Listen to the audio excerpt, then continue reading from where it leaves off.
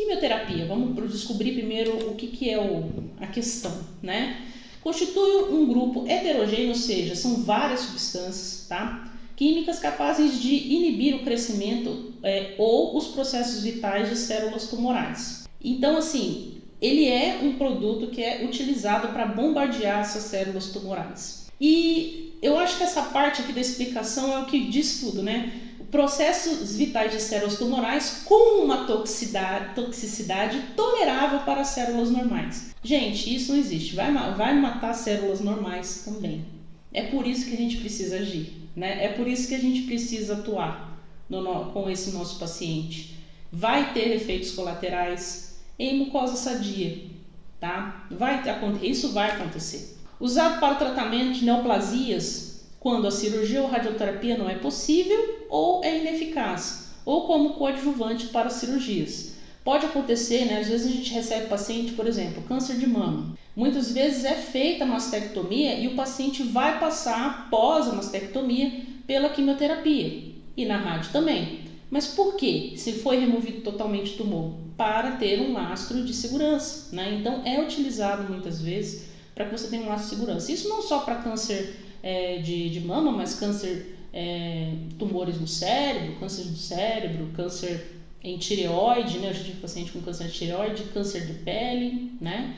Todos esses vai precisar passar por esse processo, muitas vezes. O câncer de pele é o que mais você tem aí como um efeito paliativo, muitas vezes, né? Quando a pessoa descobre que está tão grande que a cirurgia muitas vezes não é possível, ou então eles usam da quimioterapia para reduzir um pouco o tumor e com isso fazer o procedimento cirúrgico, tá? Então ela tem como finalidade curar, melhorar a sobrevida do paciente ou promover um efeito paliativo, ou seja, promover uma dificuldade daquele tumor crescer e com isso atrapalhar o sistema do paciente, evitar, né, que ele atrapalhe tanto o processo, o organismo do seu paciente. Aqui, gente, essa imagem é uma imagem muito bonita, né, em que você vê um linfócito T, uma célula T, né, atacando uma célula tumoral.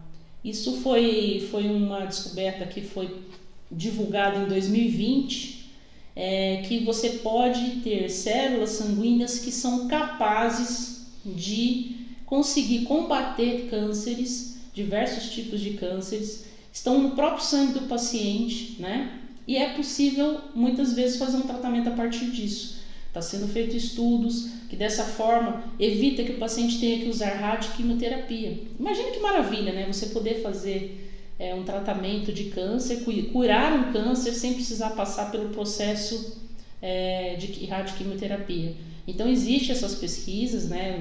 Diversos canais, se vocês buscarem no Google, vocês vão ver diversos canais falando sobre esses tratamentos. E eu achei essa imagem muito linda, né? Então trouxe ela para cá. Mas, voltando à nossa aula, quimioterapia. Nós temos dois tipos de classificação para os quimioterápicos, tá? A classificação dos antineoplásicos conforme a estrutura e função a nível celular, ou seja, o que ele vai fazer na célula para matar ela, tá? Podem ser classificados como agentes alquilantes. Agentes alquilantes são aqueles agentes que agem diretamente no DNA. Antimetabólitos, ele vai evitar ou vai fazer com que a célula produza um metabólito a ponto de se explodir, ou fazer com que ela não elimine metabólitos a ponto dela sofrer uma apoptose. Composto de platina, que também alteram, tem a ver com alterações na organização da célula. Antibióticos, sim, existem alguns antibióticos que são utilizados como quimioterápicos. Produtos vegetais, principalmente produtos vegetais alcaloides. Qual o alcaloide que a gente conhece assim, mais comum? Papoula, né? Existem alguns alcaloides que também têm essa ação, né, de quimioterapia. Hormônios, alguns hormônios, né? E agentes diversos, que esses, assim, são esses que não entram em nenhuma dessas classificações.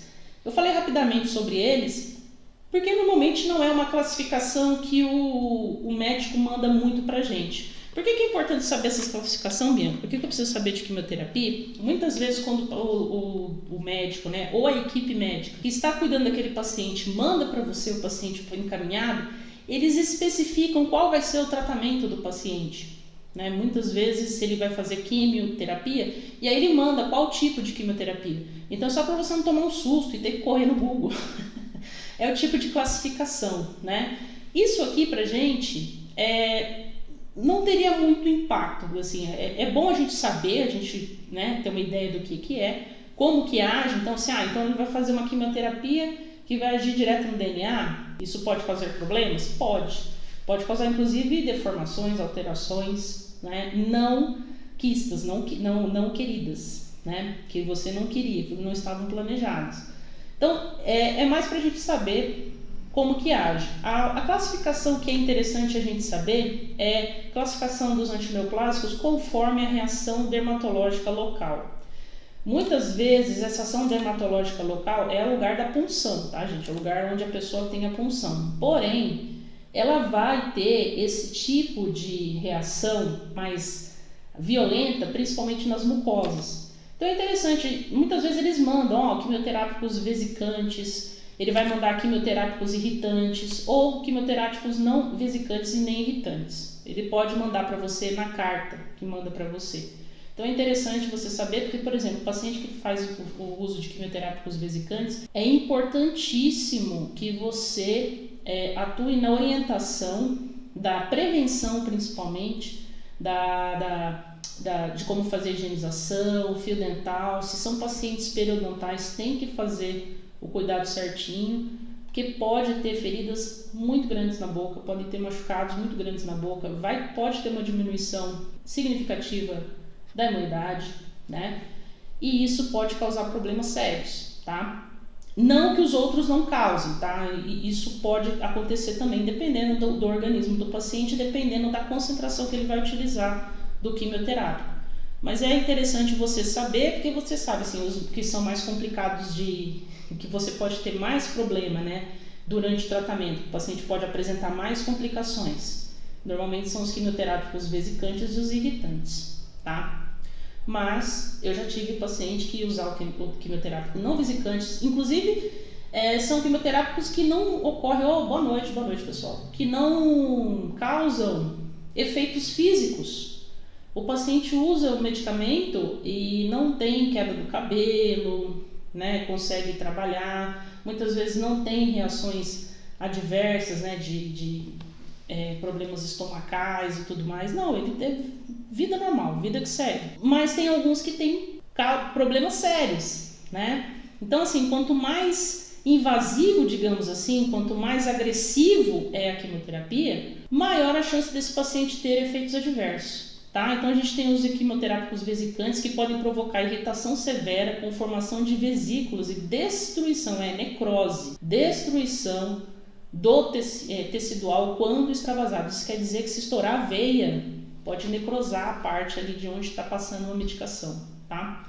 Quimioterápicos irritantes, eles podem causar irritação cutânea menos intensa quando extravasados, dor, queimação, sem necrose tecidual e formação de vesículas. Porém, mesmo que adequadamente infundidos, pode ocorrer dor e reação inflamatória no local da punção, tá? Esse também pode causar esses problemas, né? E os não vesicantes, não irritantes, como eu falei, são os que menos dão reações adversas. Então, provavelmente o médico vai falar alguma coisa nesse sentido, né? Ou ele vai já passar para você quais são as reações possíveis que o paciente vai ter. A gente vai trabalhar muito essa parte das reações adversas na segunda aula, né? Hoje a gente vai falar mais do protocolo pré-tratamento oncológico, ok? E na radioterapia? Bom, na radioterapia tem como ação bombardear uma área em que se localiza o tumor, atingindo também ao redor, né, dessas células malignas, a fim de criar uma área de segurança, certificando-se que não deixou nenhuma ramificação fora do tratamento, dessa forma preservando as células saudáveis. Preservando as células saudáveis há controvérsias, né? Existe uma queimação que ocorre toda vez que o paciente faz a radioterapia, tá? Queima a pele mesmo, fica mais escuro. Elas são divididas em 3 modalidades, tá? A bracterapia, teleterapia e a radiocirurgia. A bracterapia, ela é colocada internamente, então a radiação é interna. Como é que eles fazem isso? Através de substâncias radioativas que eles encapsulam em cápsulas de titânio, o paciente engole ou é colocado em alguma região que está próximo do tumor e aquilo lá é bombardeado, né? Então ela costuma ser uma coisa mais interna, né? A radioterapia é parecida com essa imagem que a gente está vendo aqui, ó. O paciente está sendo irradiado na região de cabeça. Então você tem ali a região onde está sendo bombardeado, é externo, né? Então você consegue deitar o paciente e jogar a radiação em si. E a radiocirurgia normalmente é uma forte incidência de radiação uma vez só, assim, como se você estivesse cauterizando, né, aquele tumor, tentando fazer uma cauterização, digamos assim, né, daquele tumor. É um dos mais invasivos, né? É um dos mais invasivos. Então, se ele tiver lá especificado que vai ter esse tipo aqui, ó, e for na região de cabeça e pescoço, você deve tomar cuidado.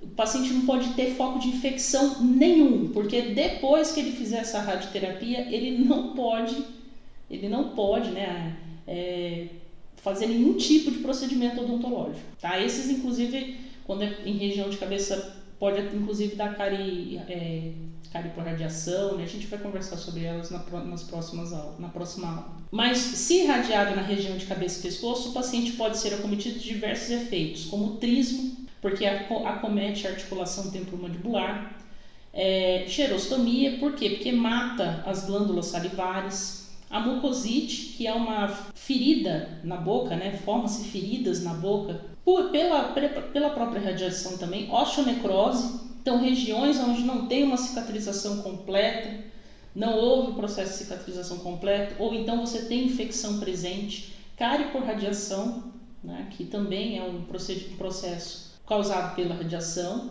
e perda do paladar, você também altera as papilas gustativas, além de anormalidade de desenvolvimento, se for uma criança, mas pode ter também alterações na cabeça do côndilo. Eu já vi alguns casos que o paciente desenvolve o trismo porque tem alterações na cabeça do côndilo, tá? Então, esses são os efeitos que a gente vai ter que tratar e cuidar do nosso paciente.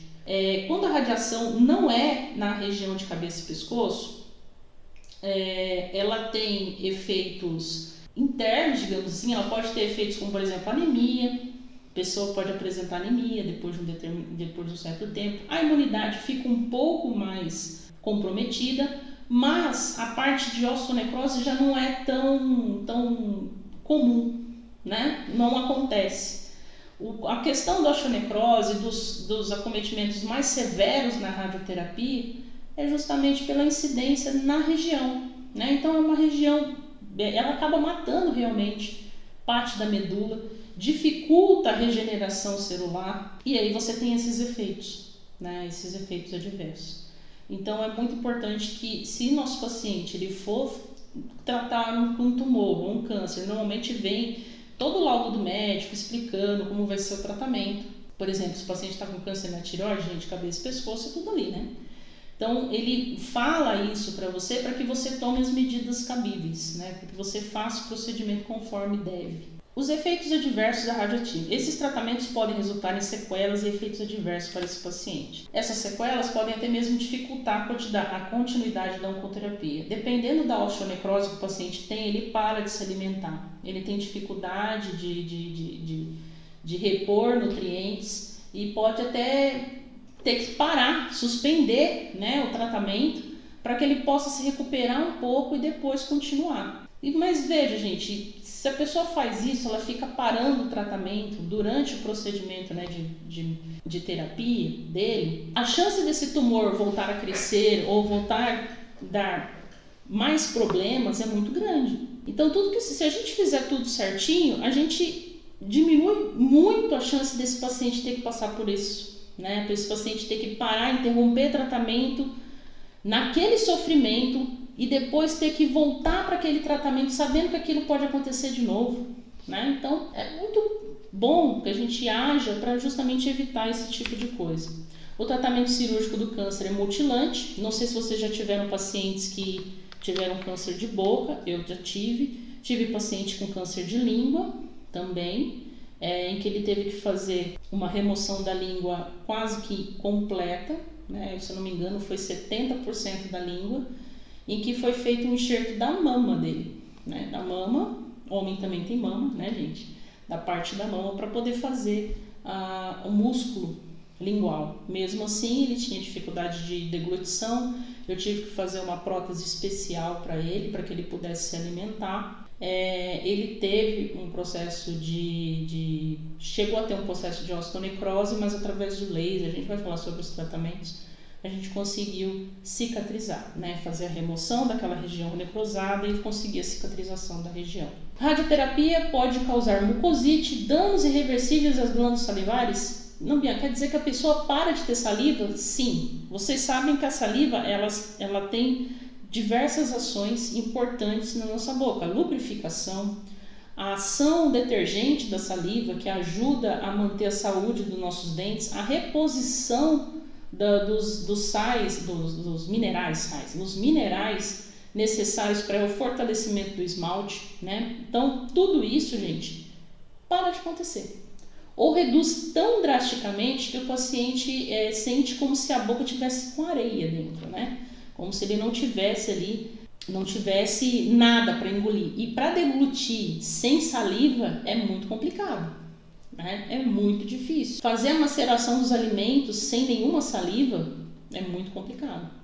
Então imagina, e fora a diminuição do paladar, que existe essa diminuição do paladar, né? Muitos deles me relatam que parece que está comendo papel, comendo palha, porque não tem gosto de nada, né? Mas ele come porque precisa se alimentar, sabe que é importante, mas a fome, o apetite vai todo embora. A cárie por radiação também, né, que é um processo de necrose que ocorre e enfraquecimento da estrutura dental, e além da osteoradionecrose, que é causada pela radiação. Como eu falei, ela mata a medula óssea, que é responsável pela formação de osteoblastos, que vão formar ossos, osteoclastos, que vão fazer a remodelação. Quando você mata essas células, você deixa de ter esse processo. Se o paciente possui uma ferida na boca, ou, sei lá, precisou tirar um dente, por exemplo, não vai formar osso ali no local.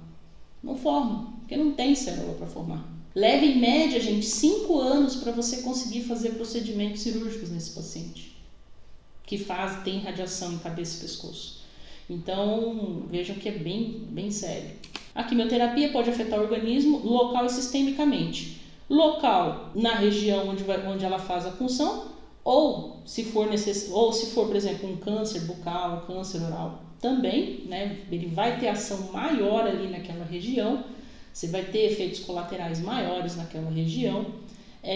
O paciente, ele tem alteração sistêmica, tá? Por isso que é importante, antes de você fazer os procedimentos, você pedir os exames, né? Para saber se está tudo bem, eu vou falar quais exames. Pode ter anemia, né? A minha mãe, ela teve câncer de mama em 2017. Ela teve que fazer quimio e radioterapia. Até hoje ela tem anemia. Nós estamos em 2022. Então, sim, existem efeitos colaterais que dificilmente a pessoa se livra totalmente.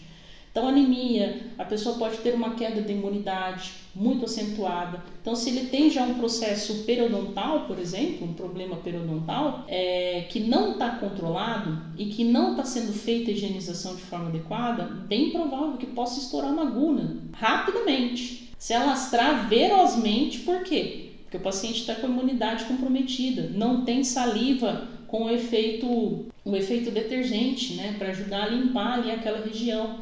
A mucosa, ela fica mais sensível, ressecada, né, machucada, causando os processos de mucosite. E então, por aí vocês tiram o quanto que é complicado tratar, né? As dermatites também. Às vezes o paciente pode apresentar dermatites, inclusive na região externa, lábio, comissura labial, hemorragias, dependendo de qual quimioterapia que ele for fazer, ou rádio também, né? Então isso daí é importante a gente ter em mente quando a gente for fazer o tratamento prévio, tá?